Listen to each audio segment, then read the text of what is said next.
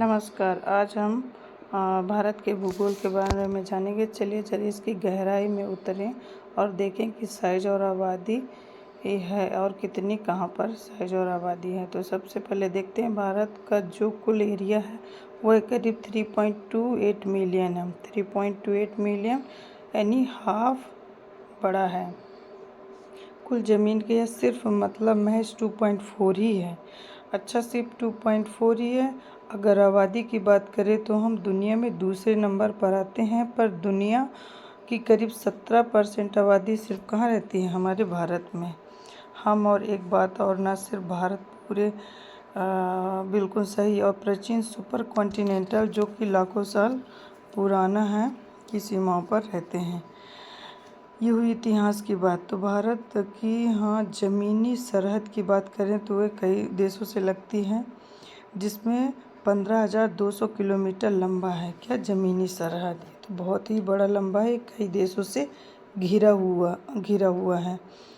ठीक है, तो अब अपन देखते हैं इस हिसाब से हम सबसे लंबी सीमा किससे साझा करते हैं। आपको जानकर हैरानी होगी कि चीन और पाकिस्तान नहीं, वो हमारी सीमा किससे? बांग्लादेश से है। चौंकने वाली बात नहीं, हम बांग्लादेश में से अपनी सबसे ज़्यादा ज़मीनी सरहद को शेयर करते हैं। उसके बाद चाइना, फिर उसके बाद पाकिस्तान आता है, फिर नेपाल आता है, फिर उसके बाद म्यांमार आता है और भूटान 699 किलोमीटर, और सबसे छोटी सीमा 106 किलोमीटर महज अफ़गानिस्तान से हम साझा करते हैं। तो अब हम सभी देशों से कितनी सीमा और कौन सा देश कहाँ, इसके बारे में अभी देखेंगे। तो पाकिस्तान की सीमा लगती है गुजरात से, राजस्थान से, पंजाब और जम्मू कश्मीर से। लद्दाख जो अभी भी चीन के सीमावर्ती में खबरों में बना हुआ रहता है। चीन के साथ लद्दाख और हिमाचल प्रदेश हो गया, फिर यहाँ अरुणाचल प्रदेश हो गया, उत्तराखंड, सिक्किम, ये प्रदेश जो हैं चाइना से लगते हैं। बांग्लादेश से करें तो बांग्लादेश से भी कई राज्य लगते हैं, जैसे कि हमारा वेस्ट बंगाल हो गया, असम, मेघालय, त्रिपुरा, मिजोरम, ये हमारे राज्य लगते हैं, जिसमें से हमने देखा 5 राज्य इस देश के से सीमा को साझा करते हैं।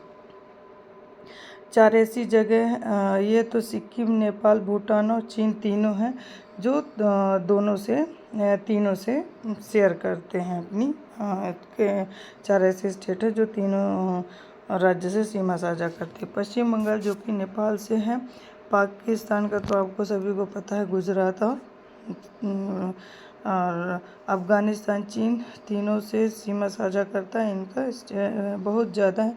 यह तो बात हुई अंतर्राष्ट्रीय सीमाओं की। अब हम भारत के अंदर देखें तो अलग अलग प्रदेश का नाम आता है। अक्सर ये अलग अलग राज्यों से घिरा हुआ है। जैसे उत्तर प्रदेश कुल 8 राज्यों से घिरा हुआ है और 8 राज्यों से सीमा को साझा करता है।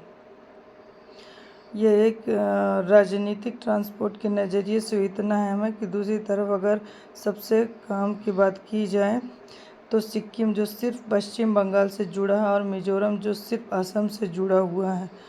बस एक नज़र से ही लगता है कि समुद्र के किनारे की तरफ चलते हैं तो कोस्ट लाइन से लगा हुआ, जैसे आइलैंड जो कि मिला के बने, से लक्षद्वीप वगैरह हो गए, ये सभी आइलैंड हैं जो कि इंडिया के अंदर ही आते। लक्षद्वीप, अंडमान निकोबार है और हमारे ज़्यादातर जो आइलैंड हैं, और हम प्रायद्वीपी इंडिया में रहते हैं, तो हमारी ज़्यादा से ज़्यादा सीमा समुद्र से लगी हुई है।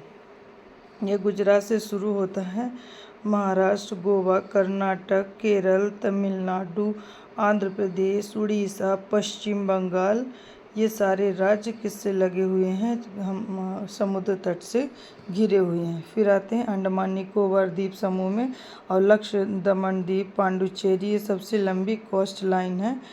गुजरात की करीब 1200 किलोमीटर है, और सबसे छोटी जो होती है गोवा की 101 किलोमीटर, जो कि समुद्र से, क्योंकि गोवा राज्य वैसे भी बहुत छोटा राज्य है, इसलिए ऐसा। बिल्कुल जरा भारत के लैटिट्यूड में यदि बात करें तो उसका अक्षांशीय और देशांतर दोनों देखेंगे कि कर्क रेखा कहाँ से गुजरती है। भारत मुख्यतः 8.4 मिनट अक्षांश से शुरू होता है और 8.4 मिनट नॉन ऊपर 37 तक रहता है। देशांतर का मतलब होता है लॉन्जिट्यूड, जिसमें 68 मिनट पूर्व से लेकर 97.25 मिनट में पूर्व तक है। इस फैलाव के कारण जो भारत की उत्तर से दक्षिण की लंबाई है वो अधिक है। 1214 किलोमीटर है। नॉर्थ से साउथ करीब 3216 किलोमीटर है। ये भारत की विशालता को दिखाते हैं।